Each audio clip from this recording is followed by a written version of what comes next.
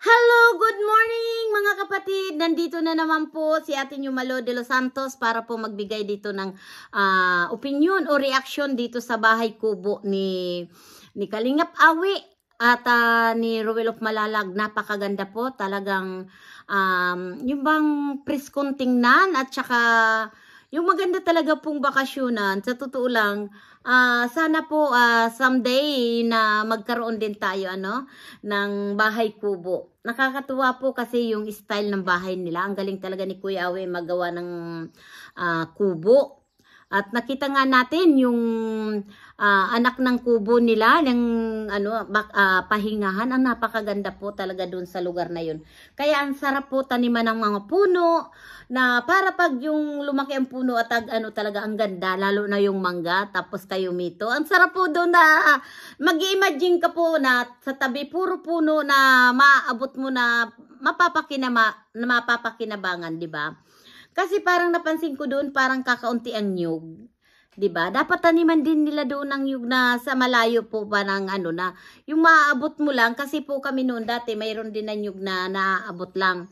Kaya alam niyo po mga kapatid, yung mga ganun na klaseng dream ko talaga yun, yung kubo-kubo na yun.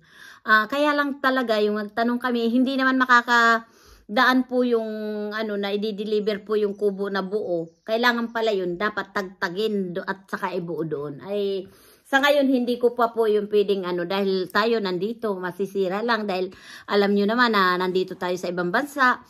Kung talagang magpo-for good na tayo sa Pilipinas o kaya balik-balik na lang na magtatagal ng Pilipinas, pwede yun po. Kasi sa ngayon talaga ay talagang pinag-iisipan na rin namin na siyempre tumatanda na rin tayo, hindi naman tayong pabata ng pabata, ay 55 na rin naman ako. Kaya kailangan na rin natin ay mag-counting pahinga. Hindi naman yung pahinga talaga na alam nyo na ang tunay na nagpapahinga po yung talagang wala na tayo dito sa lupa. Di natin alam kung nasa saan tayo. Yun po ang tunay na magpahinga. Hanggat po tayo nabubuhay ay tayo po ay yung bang may pangarap din na kahit tayo ay matanda na, nangangarap pa rin tayo para sa sarili natin na pagtanda natin ay mayroon tayong maganda na pamumuhay na nandiyan ka lang sa kubo na yan, nakagaya dyan sa kubo ni Dodong, ni Kuya Awi. Talagang napakaganda talaga yung kanya. Alam niyo po, napansin ko dito sa dalawa, yung pagsapit ng 2024, grabe po talagang blessing ang dumating sa kanila, di ba? Kaya nakaka-amaze talaga po yung mga nangyayari sa buhay nito ng dalawa dito sa Maglangga. Kaya minsan po na bigla na lang may nagdi-deliver po na mga surprise. Si Kuya Awi po at saka sa kanyang asawa ang parang naluluha na hindi po niya maipaliwanag yung kaligayahan na natatanggap nila na halos po araw-araw po mayroong dumarating na biyaya sa kanila. Kaya alam niyo po yung dalawang mag-asawa dahil minsan nga isino-surprise na lang dito kay Ruel, talagang naluluwa po. Siguro yung kaligayahan ng mag-asawa, sila po yung mas nai-excite po talaga. Dahil akalain mo araw-araw mayroong kainan, surprise, gamit, kaya napuno na po yung bahay kubo ni Kuya Awing ginawa. Kaya nakakatuwa lang po talaga yung ganito, yung maraming nagmamahal sa kanila dahil deserve naman talaga ng Rochelle na maraming magmahal dahil pinakikita naman po nila kasi yung katotohanan, yung totoo sila na lalong-lalo na po si Ruel of Malalag, 'di ba? Na nakikita natin detalyado lahat ang pagtulong niya. Kung siya man ay yung bang nababas, kung ano-ano nang sinasabi sa kanya, hindi niya po yung pinapatulan. Kaya po ang mga tao rin ang nagagalit at ang mga sponsor nga po ang lalong na parang sila mo ang nasasaktan, kaya ginagawa nila po yung tungkulin na yung bang sige, gawin mo ito at kami ang bahala, magpabahay ka, kami ang bahala. Ganun po ang ginagawa ng sponsor ngayon. Dahil yun ay sa mga basher na talagang wala na pong katigil-tigil kahit ano na lang po ang ibinabatong issue sa kanila. Kaya minsan lang po talaga ay nakakalungkot. Kaya kahit sino, kahit ako, sabi nga, ang hayop nga, pagsaktan mo, nagpipixlag, lalo kayong magagalit. Ako, sa totoo lang, nakita ko po talaga na deserve talaga ng talagang suportahan ang Rochelle. Dahil nakikita naman natin kung paano sila tumulong. Dahil alam natin na maliit man ang itulong natin, alam natin na itutulong po talaga. Kaya ako, sa kanilang dalawa, ano lang, natutuwa. Masaya ako na nakita na bilang isang natulungan po ng Kalingap, kaya po ako ay masaya na nagtagumpay ang tulong at nandiyan na nga na sinasabi bakit hindi pa pauwiin sa Malalag. Hindi na po pwedeng pauwiin si Ruel sa Malalag dahil po may siya ay magiging residence na siya dyan at may yan na nga. Ilan po ang lupa na nabili ni Ruel dyan? Lote. O di ba? May 2 o 3 na nga yata. Di ba?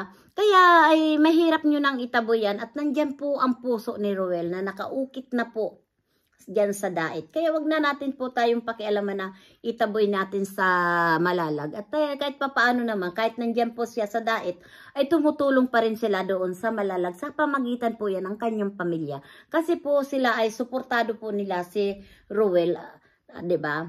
Kaya wag tayo po yung masyadong demanding, diba? Wag natin pakialaman ang buhay nila. Matuwa na lang tayo kung anong mayroon sila, diba? Kaya, wag po tayo, ibinigay natin, wag natin isumbat. Di ba po, mga kapatid? Tama ba ako? Kaya, sana po ay iwasan natin na kung anumang issue. Dahil po yan, hindi makakabuti sa atin lahat. At marami po kayong makakalaban kung lagi po kayong magbibigay ng hindi magandang salita dito sa Rochelle. Kaya, tayo po ay dapat charity tayo, magkasundo-sundo na lang at patuloy natin ang pagtulong. Dahil alam nyo po talaga ay nakakatuwa ang tumulong na wala man inahingi tayong kapalit. Pagtulong lang po. Diba? Yun po ang gawin natin. Kaya wag na tayo kung ano-ano, pabida-bida, kung ano-ano ang sinasabi na wala naman doon sa usapan, kung ano-ano na lang. Kaya minsan, 'di ba, nadidiskaril din ako, nadudulas din ako. Kaya may yung pagkadulas yun, kailangan itama natin para hindi na tayo madulas. Kaya kung ako man ay ampas lupa, okay lang. Walang magagawa doon tayo dahil bilang isang ampas lupa, kahit papaano po tayo ay makakatulong sa ating mga kababayan na nangangailangan talaga ng tulong. 'Di ba? Hindi tayo yung tutulong ako para makilala ako, para magpabida-bida tayo. Hindi po, gaya ng sinabi nga diyan ng iba na ako ay manluluko. Wala akong linuko kung wala naman sa akin ang pera, 'di ba? Lahat naman tayo ay may ebidensya, kaya wag po tayong pabasta-basta magsalita dahil po tayo kung sakali man lumabas na, ay wala tayong pagsisisihan, di ba mga kapatid? Kaya ako para sa akin, pinapasudyos ko na lang na sana po ay lumawit ang kanilang dila. Yun po lang ako. Kaya dito ay suportahan natin sila Joey the Great. Yun nga, sa Team Waray noon. Lagi po akong nagnanawagan sa inyo. Sa Team Waray noon tayo ay suportahan natin.